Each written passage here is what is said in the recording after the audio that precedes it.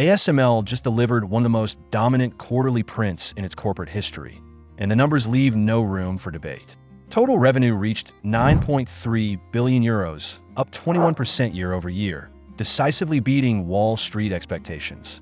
Net system sales powered through at 6.6 billion euros, up 17%. EUV hardware alone generated 4.3 billion euros, nearly half of total company revenue from a technology category no competitor on Earth can reproduce at commercial scale. AR-Fi immersion contributed another 1.5 billion euros, while KrF, ArfDry, I-line, and metrology completed the system portfolio. The recurring service engine accelerated even faster. Net service and field option sales surged 32% to 2.8 billion euros, proving ASML continues extracting value long after the original hardware ships. Gross profit reached 5.0 billion euros, locking in a 54% gross margin.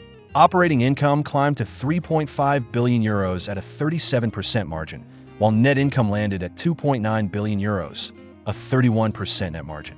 Earnings per share hit $8.68, crushing the $7.92 consensus by nearly 10%. Revenue grew 21%, while profitability expanded even faster. That is operating leverage in its purest form. Pull back to the multi-year revenue picture, and ASML is no longer simply selling machines. It is building a recurring revenue engine around the most valuable manufacturing equipment on Earth. Since Q1 2022, net system sales have compounded at 12.2% annually. Strong, but service and field option sales have compounded at 20.9%, almost twice as fast. Quarterly revenue began at 3.5 billion euros, climbed through several semiconductor cycles, briefly fell to 5.3 billion euros in Q1 2024, and then surged to a record 9.7 billion euros by Q4 2025. This latest quarter remained near that peak at 9.3 billion euros, 6.6 billion euros from systems, and 2.8 billion euros for services. Hardware creates the installed base once. Maintenance, software, and productivity upgrades monetize that base for decades. The machine is the entry point. The recurring revenue is the compounding engine. This is the core of the ASML thesis. Two engines reinforcing each other, with artificial intelligence accelerating both. The first engine is core hardware. Net system sales reached 6.6 billion euros, split almost perfectly between logic at 51% and memory at 49%. Logic remains critical for the transition to 2 nanometers and the next generation of AI accelerators. But memory is where demand becomes explosive. ASML expects memory-related system revenue to grow more than 75% as HBM and advanced DRAM require more layers, more patterning, and greater lithography intensity per wafer. Every AI server needs more computing power, but also needs dramatically more memory bandwidth. That transforms memory into a second semiconductor supercycle. The second engine is service and software. ASML is evolving from equipment manufacturer into a productivity platform. Hardware establishes the physical ceiling of a fab, while software upgrades and optimization packages push that ceiling higher without requiring another machine. When an upgrade unlocks even 5% more wafer output on equipment worth hundreds of millions of dollars, the customer gains capacity instantly, and ASML captures high-margin revenue at near-zero marginal cost.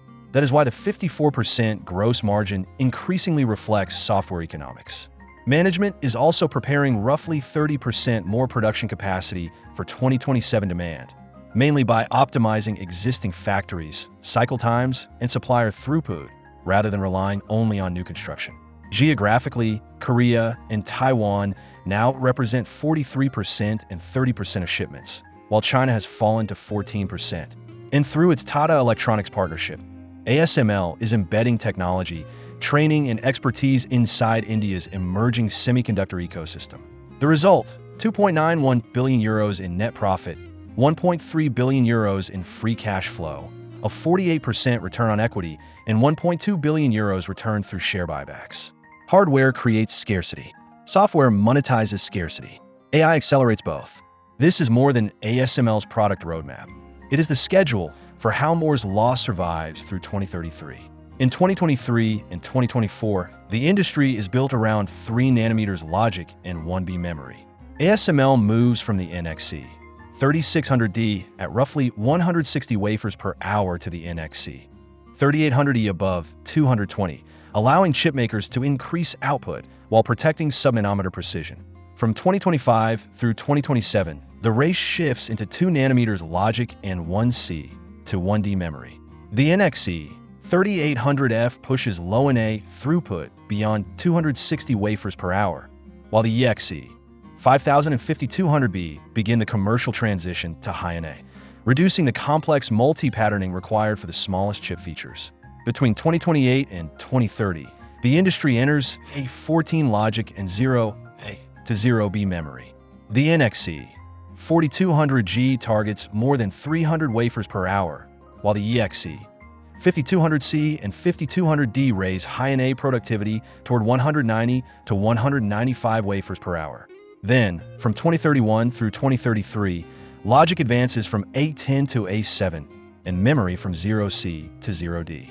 The EXC 5400E targets more than 210 wafers per hour, with overlay precision tightening below 0.7 nanometers.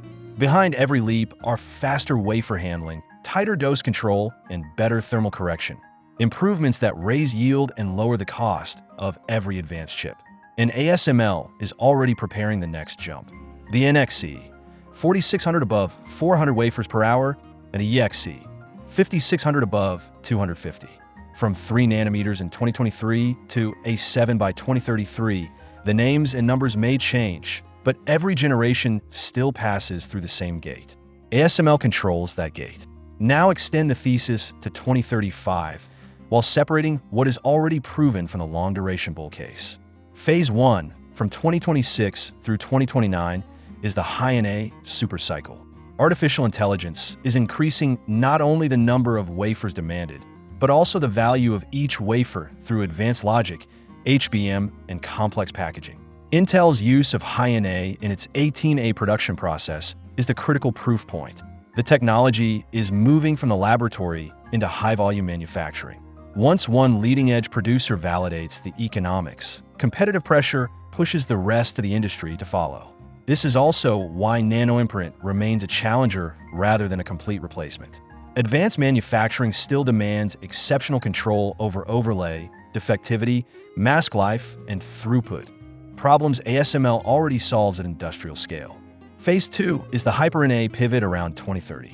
Instead of abandoning the established 13.5 nanometers wavelength and rebuilding the entire ecosystem around 6.7 nanometers, ASML's strategy is to widen the numerical aperture again, potentially towards 0.75 NA.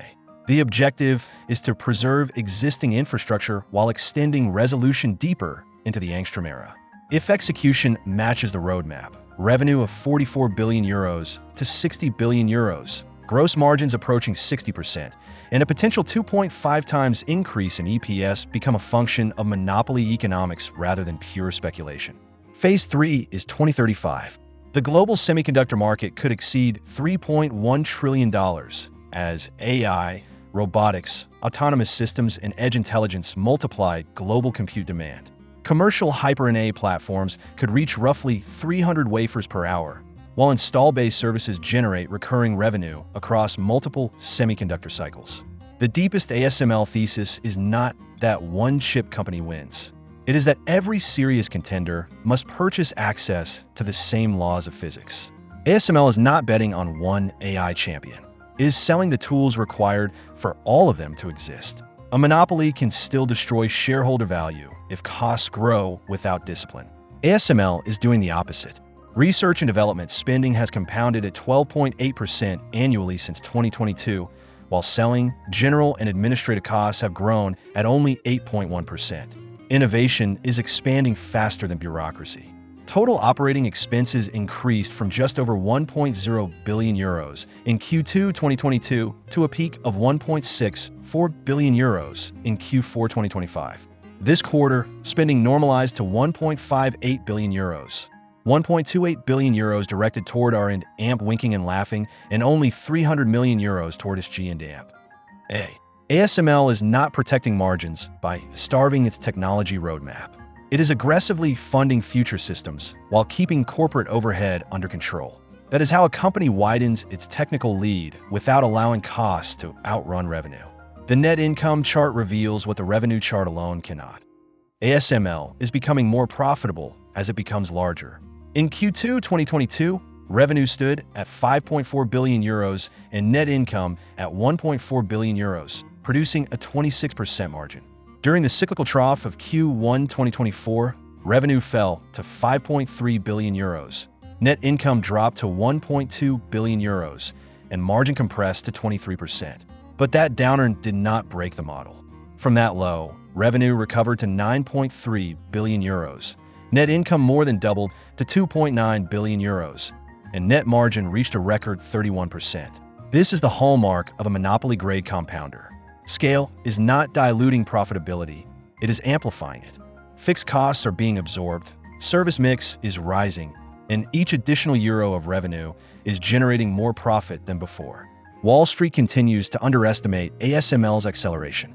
Revenue has beaten consensus in 7 of the last 9 quarters, showing that analysts have repeatedly modeled the company's recovery too conservatively. This quarter was another decisive example. ASML delivered 9.3 billion euros against an 8.9 billion euro estimate, a 4.9% beat. But the more important signal is what comes next. Consensus now expects quarterly revenue to move above 13 billion euros during the coming year, nearly 50% higher than today's level. Forecasts are never guarantees, but this is no longer a model of ordinary cyclical recovery. Wall Street is pricing a step change in ASML scale as EUV deliveries, memory investment, and recurring service revenue accelerate together. The market is no longer modeling the old ASML cycle. It is modeling a structurally larger revenue platform. Earnings per share tell an even more powerful story.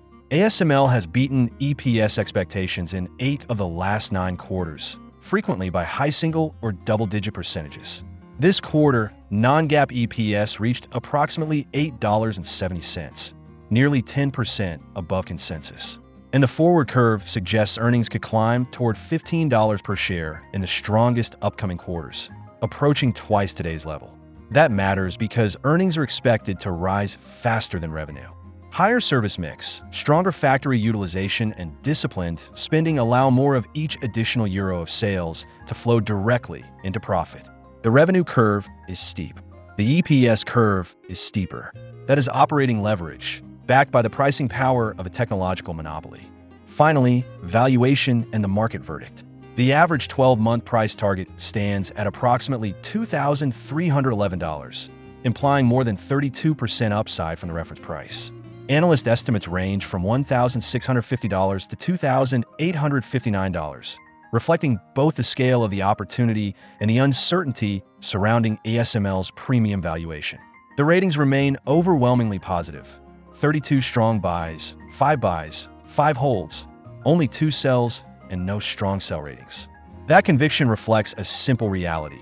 No other public company controls a technological bottleneck this critical to AI, advanced logic, and HBM. But the risks remain real. Export restrictions can remove revenue. Customer capital spending can move between quarters. High-NA must meet unforgiving technical targets. And at a premium valuation, expectations can become as important as the results themselves. Still, the long-term equation remains clear. AI requires more compute. More compute requires denser transistors and more advanced memory. And both require more precise, more productive lithography. Nearly every path leads back to ASML. ASML is not simply participating in the AI infrastructure boom. It is the gatekeeper determining how quickly that boom can be manufactured. The views expressed in this video are for informational purposes only and do not constitute investment advice. Thank you for watching. Please like, subscribe, and share the video with anyone following semiconductors and artificial intelligence.